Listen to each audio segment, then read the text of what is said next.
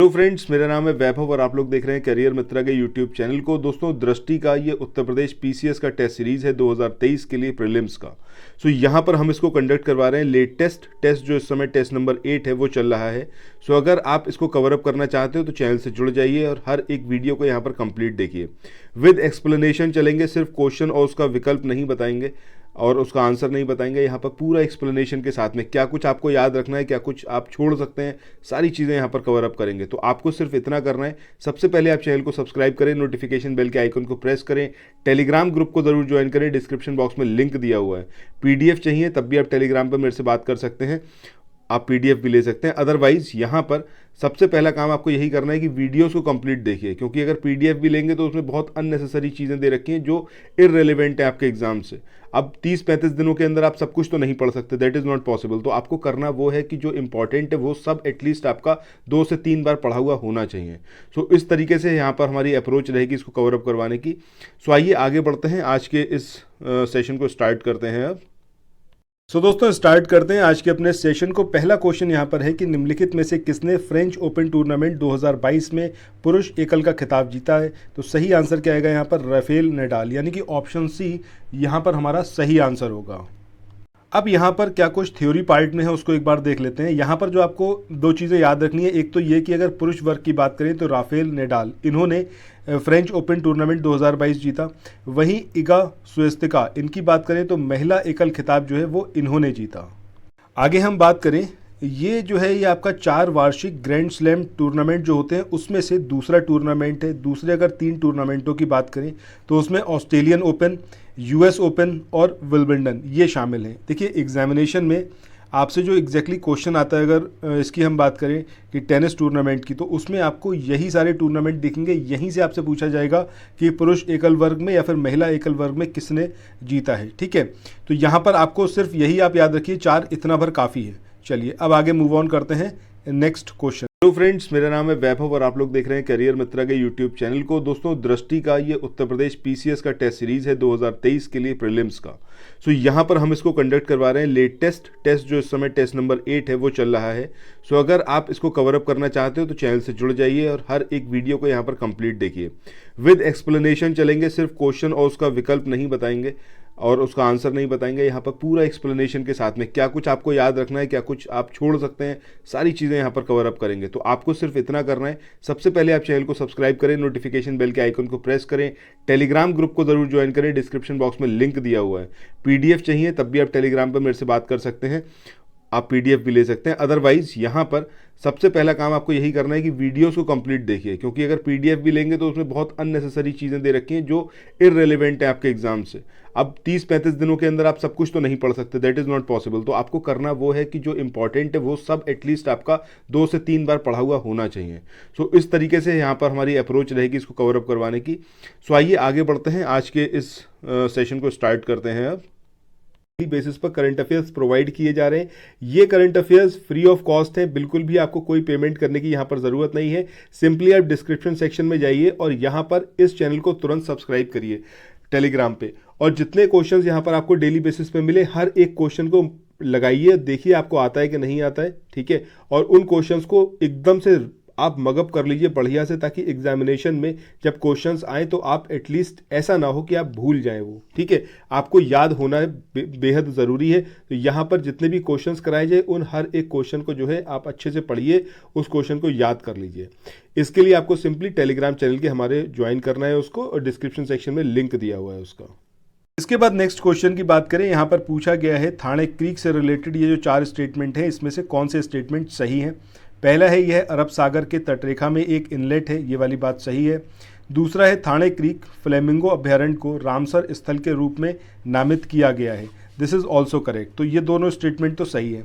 इसके बाद नर्मदा नदी एक दलदल में थाने क्रीक के लिए सबसे बड़ा जल का स्रोत है, ये चीज़ यहाँ पर इनकरेक्ट है, क्योंकि नर्मदा नदी नहीं है, ये उल्हास नदी है। ठीक है, इसके बाद चौथे स्टेटमेंट की बात करें तो यहाँ पर बोला गया है कि इसका निर्माण अपर्दनात्मक गतिविधियों, यानी कि जो इरोजन की एक्टिविटीज़ होती हैं उसकी वजह से हुआ है। तो ये चीज़ भी यहाँ पर इनकरेक्ट है, क्योंकि इसका निर्माण हुआ है भूकंपीय गतिविधियों से। ठीक है, तो हमारा जो आंसर आएगा वो क्या आएगा, ऑप्शन ए, यानी कि केवल एक और दो स्टेटमेंट सही है। सो आइए अब देखते हैं क्या कुछ यहाँ पर दिया हुआ है थाने क्रीक से रिलेटेड थ्योरी पार्ट में। सो सबसे पहला स्टेटमेंट जो हमने बोला था कि ये सही है, ये तो यहाँ पर वैसे ही दिया हुआ है कि ये अरब सागर की तटरेखा पर स्थित एक प्रवेश द्वार यानी कि इनलेट है और ये मुंबई शहर को भारतीय मुख्य भूमि यानी कि इंडियन मेनलैंड से अलग करता है। ठीक है, दूसरा यहाँ पर बात करें क्रीक की, तो इसको दो भागों में डिवाइड करा गया है। एक है आपका घोटबंदर थाने स्ट्रेच और दूसरा है आपका थाने ट्रॉम्बे स्ट्रेच।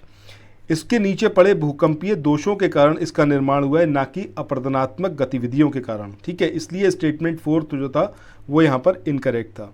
इसके बाद स्टेटमेंट 3 में बोला गया था नर्मदा नदी जो है यहाँ पे जल का सबसे बड़ा स्रोत है, वो यहाँ पर गलत है, क्योंकि यहाँ पर उल्हास नदी ये जो है जल का सबसे बड़ा यहाँ पर स्रोत है। आगे हम बात करें थाने क्रीक फ्लेमिंगो अभयारण्य की, TCFS, इसे रामसर स्थल के रूप में नामित किया गया है, जो कि स्टेटमेंट 2 में दिया हुआ था, वो वाली बात यहाँ पर सही है। इसके बाद आगे हम बात करें तो यह मालवन अभयारण्य के बाद महाराष्ट्र का दूसरा समुद्री अभयारण्य है, इसको ज़रूर याद रखिएगा, और थाने क्रीक के पश्चिमी तट पर स्थित है। अब यहाँ पर आपसे एग्जामिनेशन में ये भी पूछ सकते हैं कि मालवन सेंचुरी ये कौन से स्टेट में है, तो ये आपको याद रखना है कहाँ पर है, ये महाराष्ट्र में। इसके बाद आगे हम बात करें तो इसे बॉम्बे नेचुरल हिस्ट्री सोसाइटी द्वारा एक महत्वपूर्ण पक्षी क्षेत्र के रूप में मान्यता दी गई है। थाने क्रीक फ्लेमिंगो अभयारण्य में मैनग्रोव की 39 प्रजातियां पाई जाती हैं। इसके अलावा यह फ्लेमिंगो जैसे पक्षियों की 167 प्रजातियों, मछली की 45 प्रजातियों, तितलियों की 59 प्रजातियों, कीट की 67 प्रजातियों और सबसे ज़्यादा जो है इसमें सियार जैसे स्तनधारी जो जानवर हैं वो भी इसके अंदर निवास करते हैं।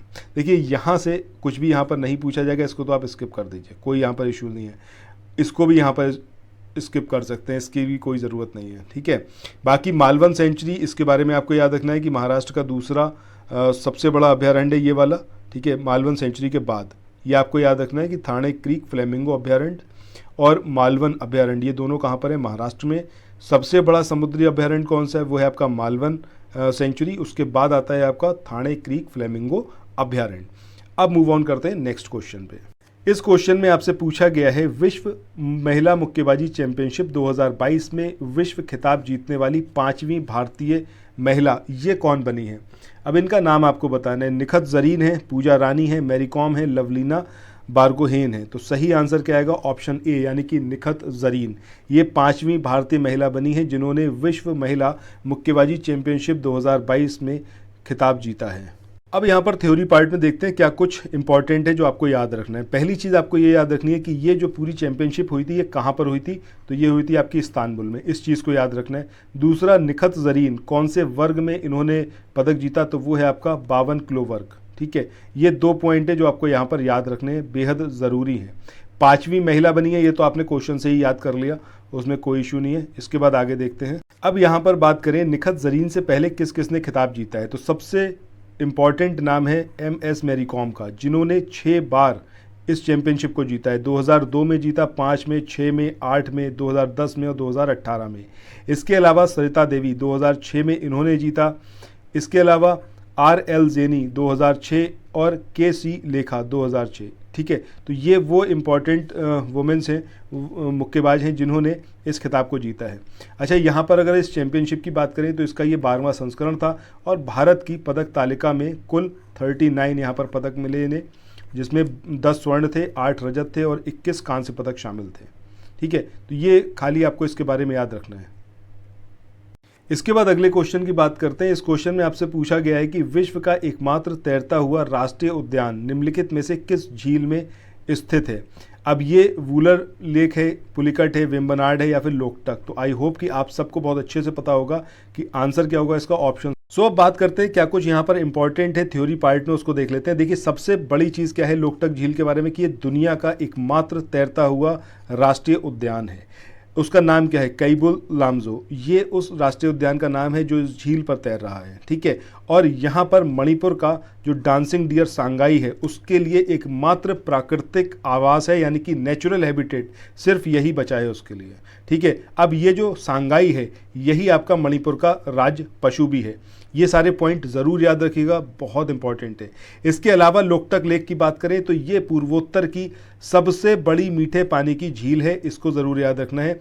अब यहाँ पर इस झील पर जो है वृत्ताकार दलदलों या फिर स्वैप के लिए ये जानी जाती है, जिनको स्थानीय भाषा में क्या बोला जाता है, फूमडी बोला जाता है। ठीक है, अब ये फूमडी बनी किसकी है, मिट्टी, कार्बनिक पदार्थ और वनस्पति जब इकट्ठा हो गए तब ये फूमडी क्रिएट हुई हैं या फिर डेवलप हुई हैं। ठीक है, इसके अलावा सबसे इंपॉर्टेंट चीज़ जो है, जो शायद एग्जाम में ज़रूर पूछी जाएगी, अब यहाँ पर क्या है कि इसको जो है अंतर्राष्ट्रीय महत्व के आर्द्रभूमि के रूप में इसको नामित किया गया है रामसर कन्वेंशन के तहत 1990 में। ये ईयर आपको एज इट इज़ याद रखना चाहिए।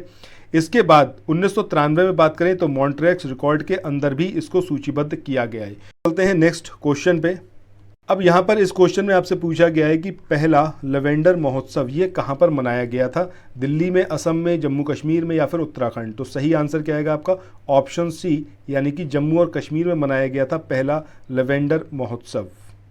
अब यहाँ पर थ्योरी पार्ट में देखें तो ये चीज़ आपको याद रखनी है कि जम्मू के भद्रवाहा में भारत के पहले लवेंडर महोत्सव का उद्घाटन किया गया था। किसानों को इससे बेहद लाभ हो रहा है और जो युवा उद्यमी हैं इनको भी काफ़ी फ़ायदा हो रहा है, रोज़गार क्रिएट कर पा रहे हैं।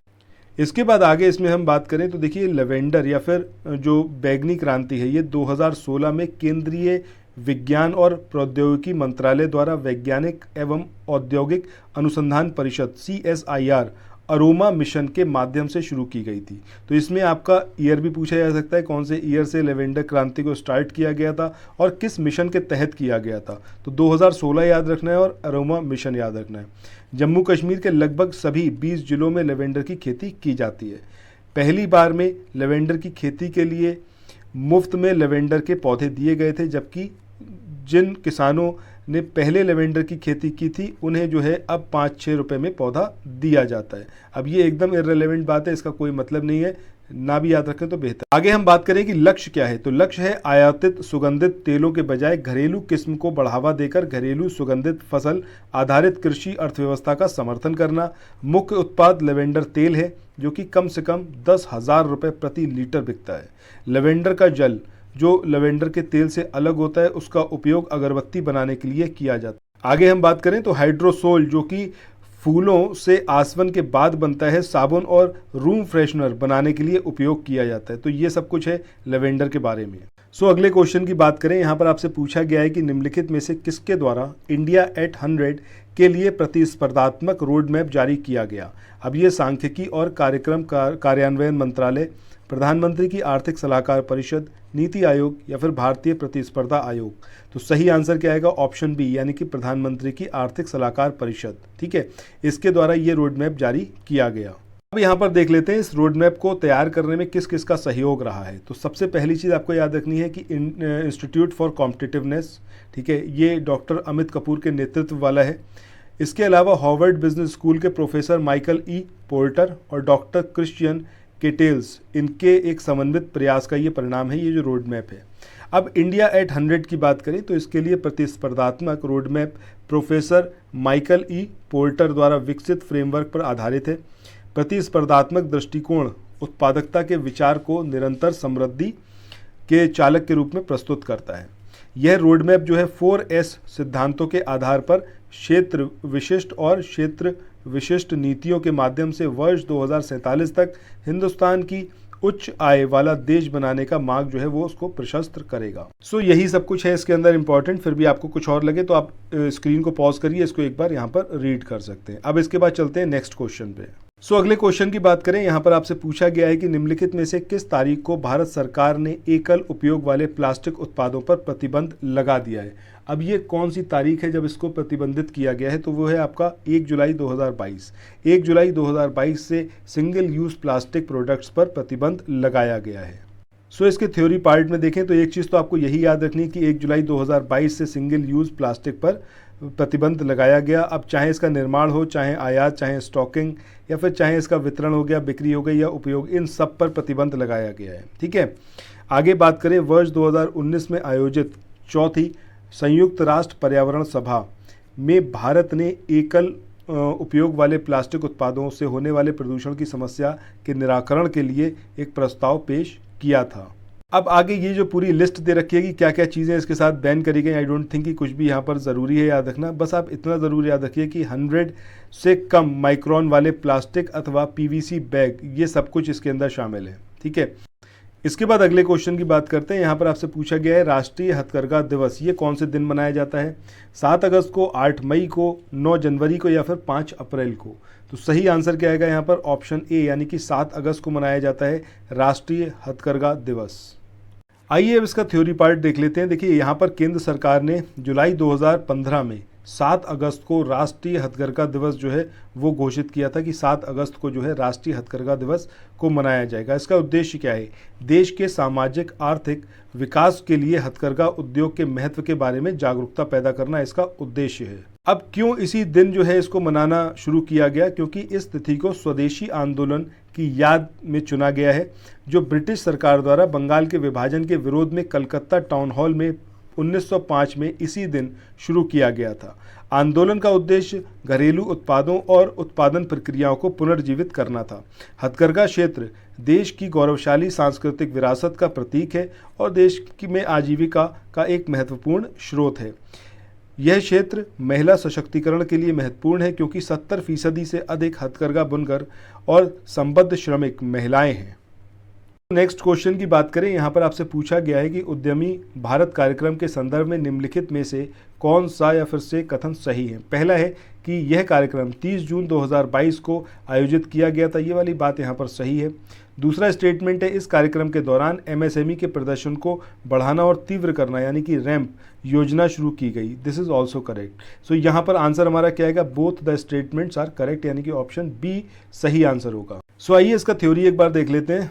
30 जून 2022 को नई दिल्ली में विज्ञान भवन में उद्यमी भारत कार्यक्रम के दौरान भारत के प्रधानमंत्री हैं, इन्होंने एमएसएमई क्षेत्र के लिए प्रमुख पहलों यानी कि एमएसएमई के प्रदर्शन को बढ़ाना और तीव्र करना, रैंप योजना, पहली बार के एमएसएमई निर्यातकों की क्षमता निर्माण यानी कि CBFTE योजना और प्रधानमंत्री रोजगार सृजन कार्यक्रम PMEGP की नई पहलों की शुरुआत की थी।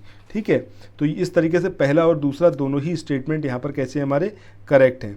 इसके बाद आगे इसमें हम बात करें तो उद्यमी भारत MSME के सशक्तिकरण के लिए सरकार की प्रतिबद्धता को दर्शाता है। इसका उद्देश्य मौजूदा MSME योजनाओं के प्रभाव में वृद्धि के साथ राज्यों में MSME की कार्यान्वयन क्षमता और कवरेज को बढ़ाना है।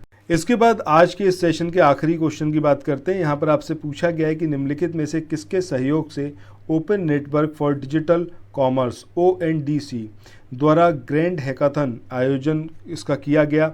अब ये खाद्य और कृषि संगठन यानी कि FAO के सहयोग से किया गया, DRDO के, इसरो के या फिर नाबार्ड? तो सही आंसर यहाँ पर क्या होगा? ऑप्शन डी यानी कि राष्ट्रीय कृषि और ग्रामीण विकास बैंक यानी कि नाबार्ड के सहयोग से इस हैकाथन को आयोजित किया गया। सो यहाँ पर देखिए थ्योरी पार्ट में तो नाबार्ड के सहयोग से open network for digital commerce ONDC द्वारा 3 दिवसीय ग्रैंड हैकाथन का आयोजन किया गया और इसे केंद्रीय मंत्री पीयूष गोयल ने वर्चुअली लॉन्च किया था। इसे 2 कैटेगरीज में डिवाइड किया गया है, एक एग्री ग्रांट चैलेंज और दूसरा है आपका एग्री इनोवेशन हैकाथन। आगे हम बात करें तो यह कृषि क्षेत्र में ई-कॉमर्स को अपनाने में सहायता के लिए नवाचारों का प्रदर्शन करेगा। सो इसी के साथ आज के इस वाले सेशन को यहीं पर एंड करते हैं। फिर मिलते हैं नेक्स्ट वीडियो में नेक्स्ट 10 क्वेश्चंस को कवर अप करते हुए। Thank you so much.